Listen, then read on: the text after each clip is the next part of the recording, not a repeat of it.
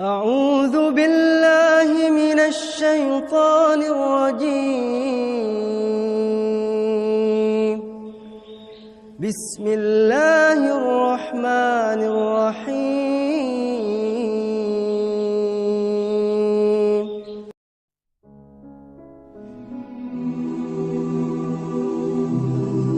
Alim, nabi, rasul, kenapa mereka minta hidayah? Kalau yang jahil sudah, yang baru separuh ilmu sudah, yang sudah berilmu tidak beramal sudah, yang meyakini yang batil sudah. Sekarang kita tanya, kenapa Nabi tetap minta hidayah? Kalau empat tadi menceritakan tentang diri kita, tapi kalau kemudian yang kelima, kenapa Nabi dan orang-orang soleh yang mengikuti jalan para Nabi, yaitu para sahabat, para tabi'in, dan kita yang berusaha untuk mengikuti mereka, ridwanullah alaihim, kenapa kita masih tetap minta hidayah? Karena belum tentu apa yang antum dapatkan kalau sudah benar itu menjamin antum itu meninggal dalam keadaan itu. Kita apa pernah menjamin bahwasanya kita akan mati husnul khatimah dalam keadaan iman? Siapa yang menggaransi iman kita? Tidak ada. Minta hidayah supaya Allah itu memberikan istiqomah setelah kita dapat ilmu yang benar. Bukankah Allah menunjukkan lembaran-lembaran kehidupan sejarah, banyak orang yang mereka itu bertabur iman di awal kehidupan tetapi mereka matinya murtad.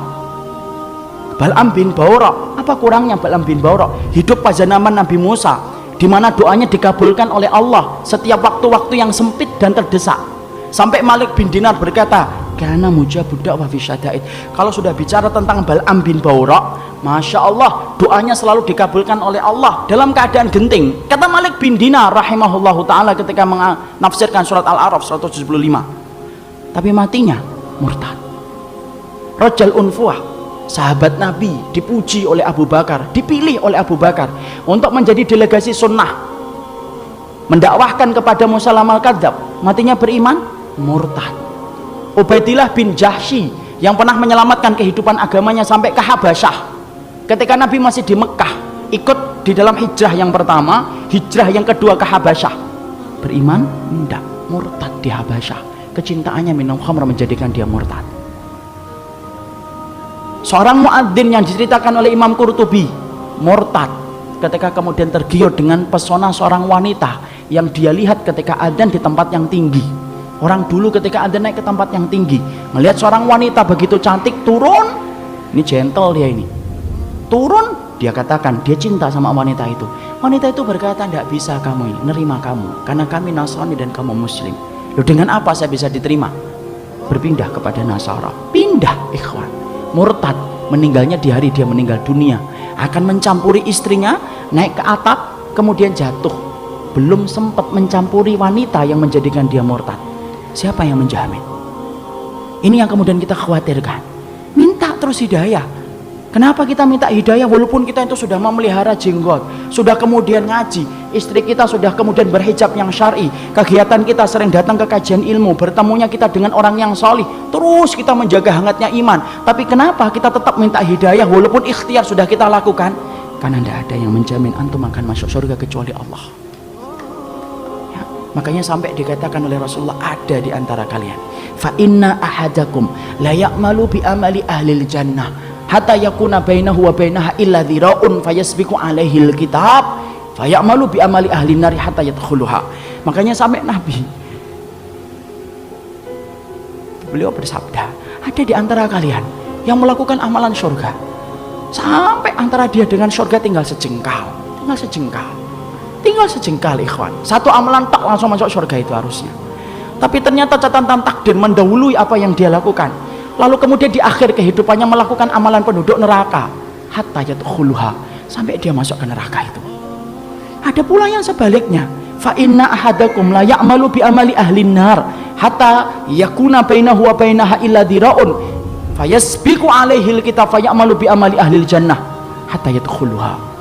Nabi kemudian berkata sebaliknya, ada pula di antara kalian yang melakukan amalan penduduk neraka terus sampai antara dia dengan neraka tinggal sejengkal tak, kata Nabi.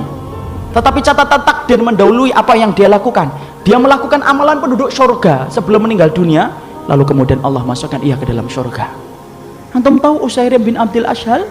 Usairim bin Abdul Ashhal, seseorang sahabat yang dikatakan oleh Nabi sebagai penduduk surga, tapi keningnya tidak pernah dipakai untuk bersujud kepada Robnya. Karena apa?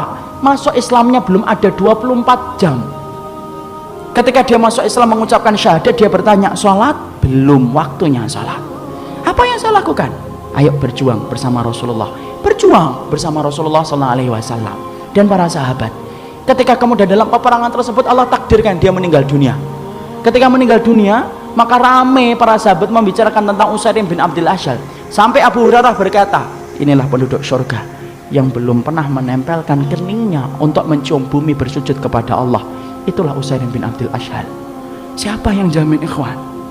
Jangan sombong kalau kita hari ini sudah ngikut-ngitibak. Jangan sombong ketika kita hari ini sudah ngaji. Belum tentu itu akan menjadi jaminan bahwasanya itu menjadi keimanan kita ketika meninggal dunia.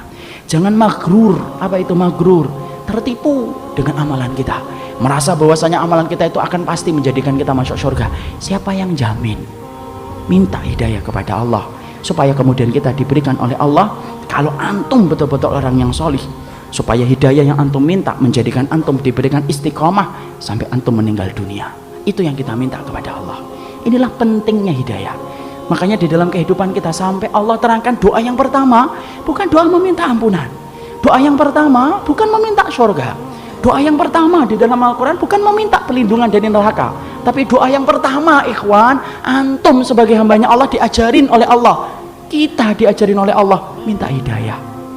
Karena kalau antum sudah dapat hidayah, antum diampuni oleh Allah. Kalau antum sudah dapat hidayah, antum dimasukkan surga oleh Allah. Kalau antum minta hidayah, antum akan dijaga dari api neraka. Dan itu didahului dengan hidayah.